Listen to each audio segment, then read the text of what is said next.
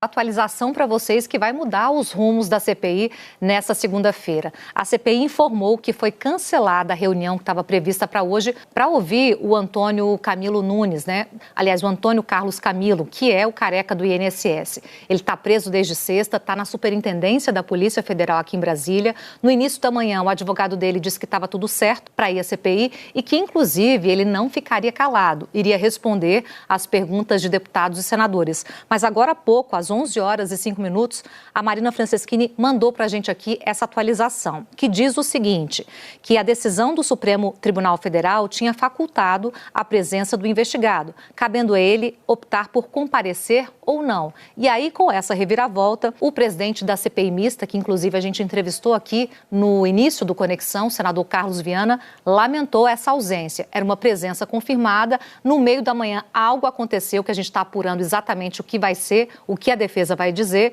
e agora ele lamenta a ausência que acaba de ser informada à CPI. Ele disse o seguinte: perdemos a oportunidade de ouvir hoje um dos principais investigados no escândalo que desviou recursos de aposentados. É lamentável, mas a comissão seguirá trabalhando para que a verdade venha à tona e os culpados sejam responsabilizados. Essa CPMI tem uma oportunidade histórica de ir a fundo, porque esse careca do INSS, obviamente, não ia agir sozinho e tem a complacência do andar de cima.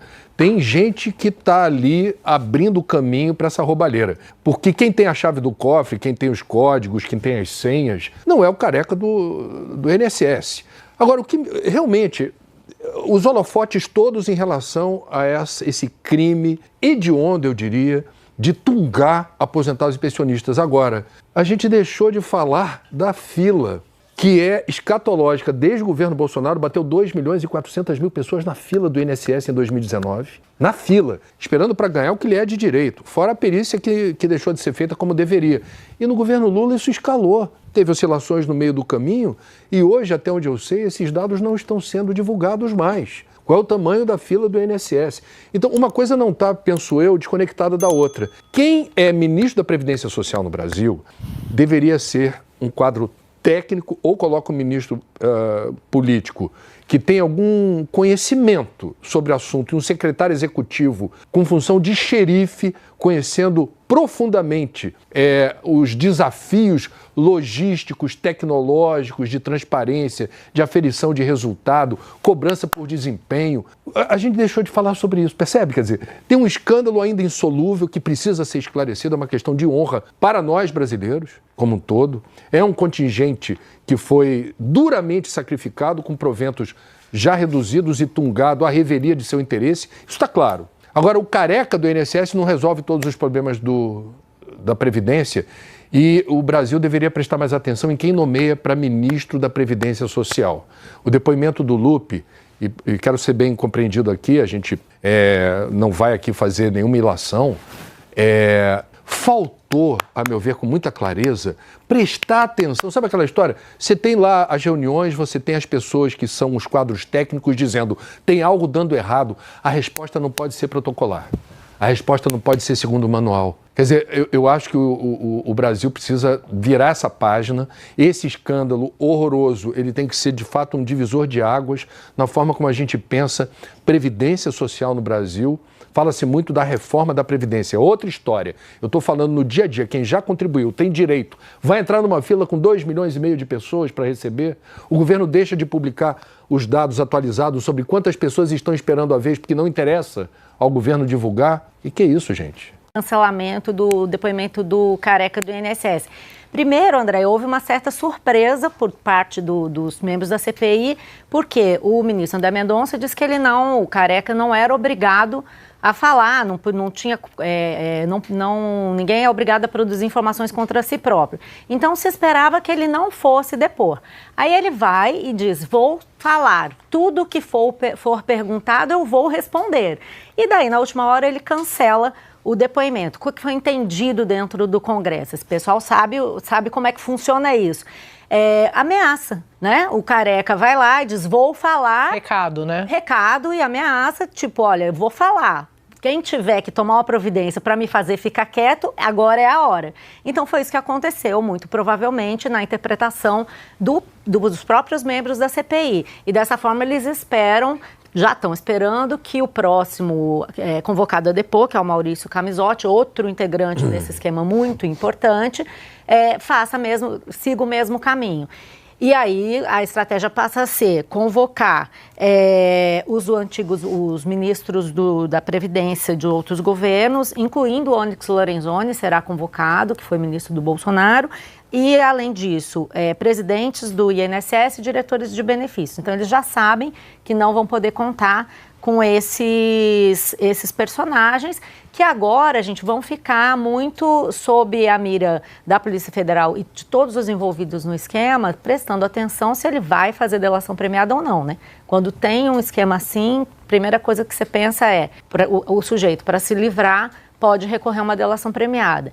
Então, tem muita tensão em Brasília em relação a isso. Essa ida e vinda do Careca do INSS mostra que tem um jogo acontecendo nos bastidores que a gente ainda não decifrou, mas logo vai vir à tona. Isso é fatal. Nunca mas deixa de vir. Você já deu o caminho das pedras, Exato. Porque, claro, uma pessoa que não precisa falar, está na mira da investigação, qualquer coisa que ela fale pode ser usada contra ela, produzir provas. Ela se dispõe a falar num ambiente político, é recado. E anuncia, né? E anuncia. Alô, galera, tô indo. Alô, galera da turma ABC, tô indo aí, entendeu? Então, assim, recado tem endereço certo. A gente só não sabe para quem que foi esse recado. Mas que teve recado, teve recado. Quem é? Eu. Senhores, boa tarde a todos, todas. Nós nos reunimos agora há pouco no meu gabinete. Participaram da reunião o relator, o vice-presidente, os líderes do governo e também da oposição para analisarmos a decisão hoje de um dos envolvidos em não comparecer à CPMI, apesar do compromisso que foi feito pela defesa durante o final de semana. E há consenso de todos os participantes, nós estamos convocando para amanhã, às 14 horas, uma sessão extra-pauta para a votação em regime de urgência de 6 requerimentos para comparecimento já na próxima quinta-feira. As pessoas a serem convocadas como testemunhas são Tânia Carvalho dos Santos, esposa do chamado Careca do INSS, Antônio Carlos Camilo, Romeu Carvalho Antunes, filho dele, Rubens Oliveira Costa, sócio de Antônio Carlos Camilo, Milton Salvador de Almeida Júnior, também sócio em várias empresas, Cecília Montalvão, esposa de Maurício Camisotti, e o advogado Nelson Williams, que foi alvo da operação da Polícia Federal.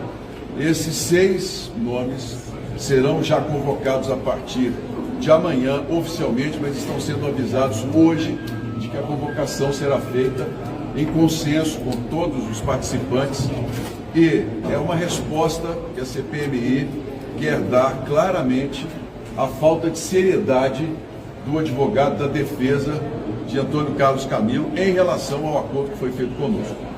A esposa de Antônio Carlos, a Tânia Carvalho dos Santos, é sócia dele em várias empresas, não estava inicialmente sendo convocada, mas diante da recusa em vir, tanto ela quanto o filho passarão a serem ouvidos obrigatoriamente pela CPMI. Da mesma forma, Maurício Camisotti, que já nos enviou também ofício por meio da defesa de que não vai comparecer na próxima quinta-feira, portanto, a esposa dele será convocada. Ela é sócia também de uma das empresas que trabalhou na modernização dos sistemas da Previdência e terá de ser ouvida por esta comissão. E, por último, houve uma discussão muito grande, mas também o consenso com relação ao advogado Nelson Williams. A argumentação é de que os advogados têm prerrogativas, mas no caso de Nelson Williams, nós entendemos com muita clareza que há uma série de indícios que precisam ser esclarecidos, desde movimentação financeira a uma série de outras questões e documentos que nós apresentaremos no dia em que ele estiver presente na CPMI. E nós esperamos com toda sinceridade que a partir dessas convocações, que todo o acordo que seja feito com a comissão seja cumprido pelos advogados e por aqueles que são os depoentes, como investigados ou como testemunhas, porque nós estamos aqui dispostos a dar uma resposta ao povo brasileiro. Nós não estamos aqui em momento algum apenas ocupando espaço para qualquer tipo de investigação. A CPMI tem poder de polícia e ainda que o Supremo Tribunal Federal consiga ou ofereça habeas corpus para que essas pessoas possam não falar, a presença delas tem que ser obrigatória para os esclarecimentos que nós queremos em relação aos inquéritos que já estão abertos. Presidente, por gentileza, quando o senhor fala que houve um acordo, mas esses requerimentos eles vão ser votados amanhã, é isso? Todos os 6 requerimentos com os nomes que eu falei para vocês serão votados amanhã em acordo, aprovados amanhã em acordo na sessão extra-pauta que eu chamaria às 14 horas, 2 horas da tarde. Esse acordo foi com os governistas? Com os governistas e com a oposição. São nomes de consenso que são importantes para a investigação desse caso do INSS. E para esclarecer? Quinta-feira nós votaremos outros nomes de presidentes e diretores de associações, também servidores públicos, requerimentos que foram apresentados pós o acordo da primeira reunião. Nós fizemos um acordo entre oposição e governo de convocarmos imediatamente todos os diretores e presidentes que já estavam naquele momento com os nomes delineados, também convidar os ex-ministros e diretores, ex-presidentes do INSS. Muitos nomes apareceram posteriormente ao acordo, que na próxima quinta-feira eu colocarei em votação, entre eles alguns nomes ligados ainda, sócios e ex-sócios do Antônio Carlos Camilo, o Careca. Desses 6 nomes, o advogado Nelson Williams aparece como investigado, o restante testemunha? Todos eles como testemunha por enquanto. Todos Nelson Williams é apenas um investigado. Os demais nós queremos trazer como testemunha, como forma de oferecer a eles a condição de vir espontaneamente. E a oitiva vai acontecer quando? Vai o mais rapidamente possível. Estão todos convocados para quinta-feira. Convocados para quinta-feira, então. Presidente, todos os 6 são testemunhas. Todos estão. Os 5 são testemunhas, o Nelson Williams é investigado. É isso. Agora, eles estão convocados para quinta-feira. Todos os nomes. Mas, presidente, a comissão ainda vai apelar, fazer um apelo ao presidente do Senado para ter acesso às imagens, para poder rastrear as visitas que o Careca do INSS fez aqui? Eu já conversei pessoalmente com o presidente da Casa e a resposta é sempre a posição da advocacia do Senado, que se trata de informações sigilosas. Isso não vai influenciar no nosso trabalho, porque a nossa preocupação agora nós recebemos as quebras de sigilo bancário, telefônico que estão acontecendo, que estão sendo repassadas, inclusive pelo Banco Central. Esses documentos é que para nós são os mais importantes.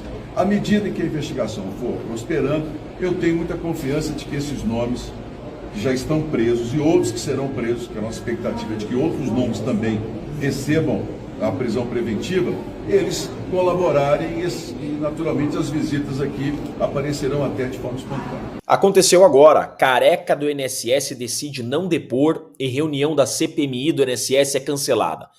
Careca do INSS, olha só, Antônio Carlos Camilo Antunes. Temos que dar os nomes aos bois. Careca do INSS, quem é Careca do INSS? Tá aqui o nome dele. Cancelou o depoimento que daria a CPMI. Mas e daí? Ele pode não comparecer? Como que funciona isso? Gente, olha só. A Constituição Federal assegura a todo investigado o direito ao silêncio.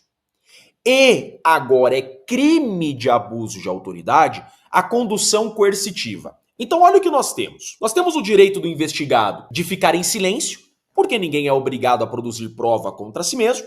Então o investigado pode exercer o direito ao silêncio. E é crime de abuso de autoridade você conduzir coercitivamente alguém. Eu pergunto, qual o sentido, então, de obrigar a pessoa a comparecer? Não pode obrigar, então, a pessoa a comparecer. O investigado, se ele se antecipa, se ele diz que vai exercer o direito ao silêncio, o entendimento da jurisprudência, e isso desde a era Lava Jato, é que, então, não precisa comparecer. Se eu não posso obrigar o investigado a depor e eu não posso obrigá-lo a comparecer, qual a opção do juiz se não conceder liminar para que o investigado não compareça? Foi exatamente isso que aconteceu. Mendonça dispensa investigados de depor a CPMI do INSS. Tem muita gente criticando essa decisão do Mendonça, mas o Mendonça não tinha o que fazer. Eu não posso obrigar o investigado a comparecer. É crime de abuso de autoridade a condução coercitiva. O investigado pode exercer o direito ao silêncio. Então, o André Mendonça não teve outra opção. Antecipou, por meio da defesa, que vai exercer o direito ao silêncio? Então, concede a liminar, dispensando de comparecer, até porque se obrigar a comparecer é crime de abuso de autoridade. Então, André Mendonça não tinha outra opção. Foi exatamente isso que aconteceu e então, sem a presença do investigado, a sessão foi cancelada. Só para explicar aos brasileiros que o André Mendonça não tinha outra opção senão conceder essa liminar, que inclusive já é um entendimento consolidado. Desde a Lava Jato, essa decisão do André Mendonça já vem sendo aplicada em todo o Brasil. É um entendimento bem consolidado, não há novidade nenhuma sobre essa decisão. Eu sou Jeffrey Chiquini, eu sou advogado e deixo aqui um grande e forte abraço a todos.